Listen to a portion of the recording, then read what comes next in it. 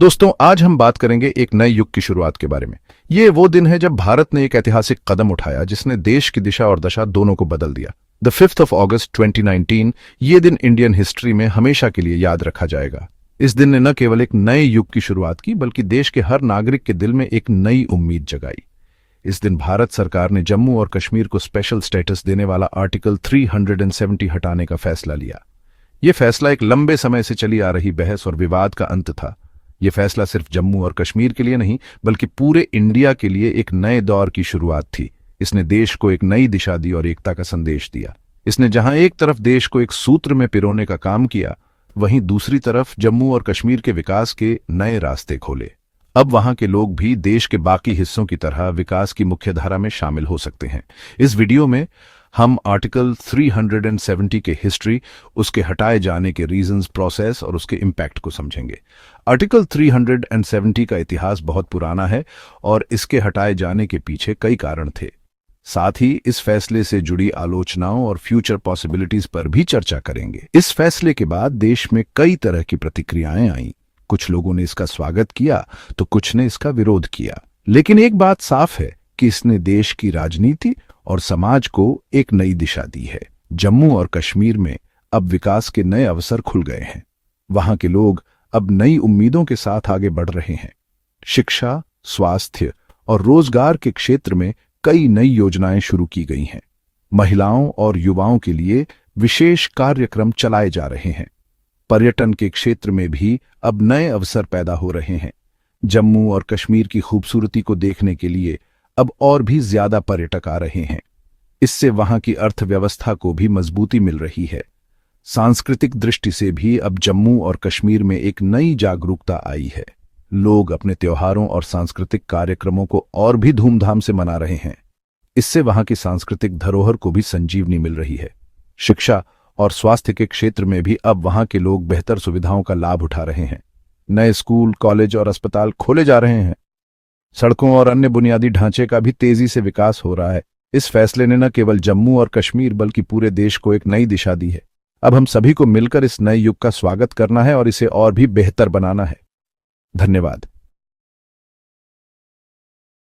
Article 370 Indian constitution का एक temporary अनुच्छेद था जो जम्मू और कश्मीर राज्य को स्पेशल स्टेटस देता था।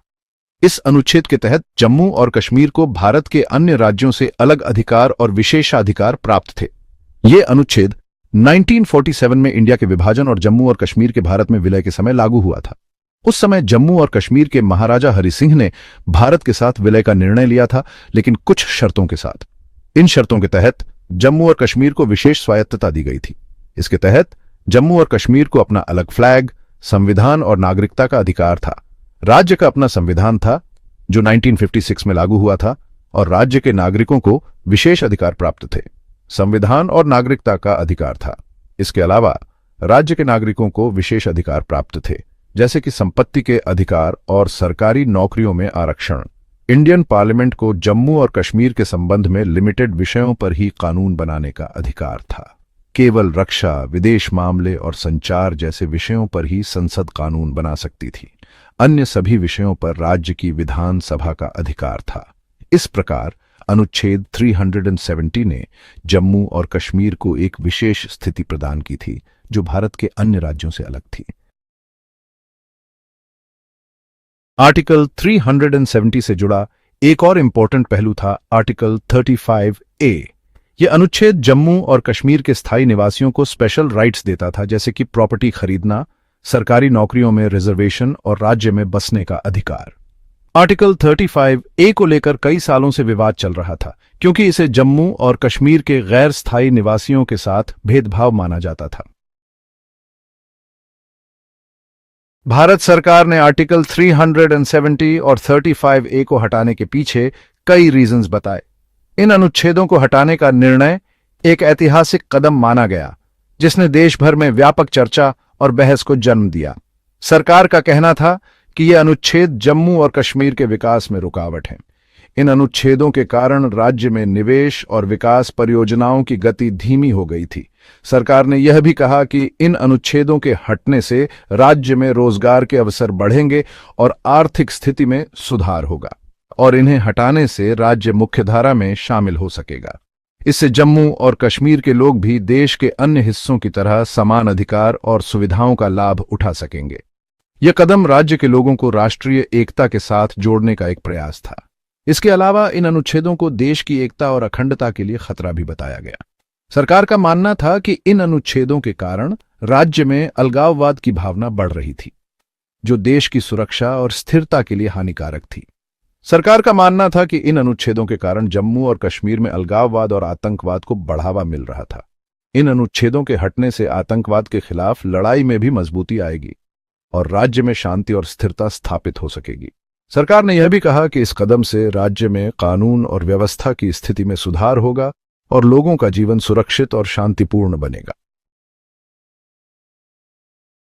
आर्टिकल 370 को हटाने की प्रक्रिया काफी कॉम्प्लिकेटेड थी।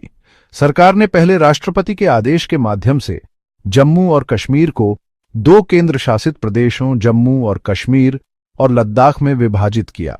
इसके बाद संसद में एक प्रस्ताव पारित किया गया, जिसके तहत आर्टिकल 370 को खत्म कर दिया गया। ये प्रक्रिया इंडियन कॉन्स्टिट्यूशन के अनुच्छेद 371 के तहत की गई।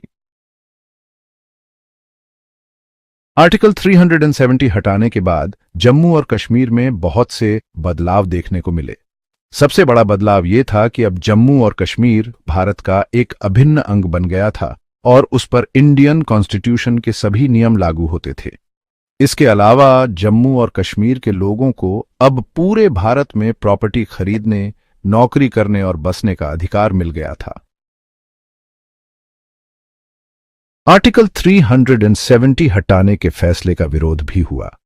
कुछ लोगों का कहना था कि यह फैसला जम्मू और कश्मीर के लोगों की भावनाओं को ठेस पहुंचाने वाला है और इससे राज्य में अशांति फैल सकती है। कुछ पॉलिटिकल पार्टीज ने भी इस फैसले को असंवैधानिक बताया। इंटरनेशनल लेवल पर भी कुछ देशों ने इस फैसले पर चिंता जताई। आर्टिकल 370 हटाना एक हिस्टोरिकल स्टेप था। सरकार का मानना है कि इस फैसले से जम्मू और कश्मीर में विकास और समृद्धि के नए रास्ते खुलेंगे। हालांकि सरकार के सामने कई चुनौतियां भी हैं, जैसे कि राज्य में शांति और व्यवस्था बनाए रखना, विकास कार्यों को स्पीड देना और लोगों का विश्वास जीतना। आर्टिकल 370 को हटाने का फैसला भारत के इतिहास में एक महत्वपूर्ण मोड़ साबित होगा। यह फैसला सिर्फ जम्मू और कश्मीर के लिए नहीं, बल्कि पूरे भारत के लिए दूरगामी परिणाम वाला होगा। यह फैसला देश की एकता और अखंडता को मजबूत करेगा और जम्मू और कश्मीर को विकास के रास्ते पर ले जाएगा। आर्टिकल 370 को हटाना एक हिस्टोरिकल और इंपॉर्टेंट फैसला था। इस फैसले ने जम्मू और कश्मीर के लोगों के जीवन में एक नया चैप्टर जोड़ा है।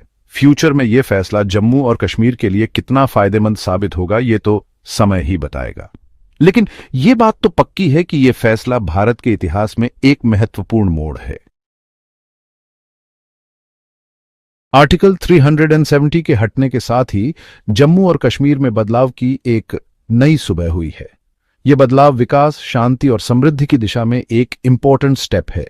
यह देखना होगा कि आने वाले समय में यह बदलाव जम्मू और कश्मीर के लोगों की उम्मीदों और आकांक्षाओं को किस तरह पूरा करता है।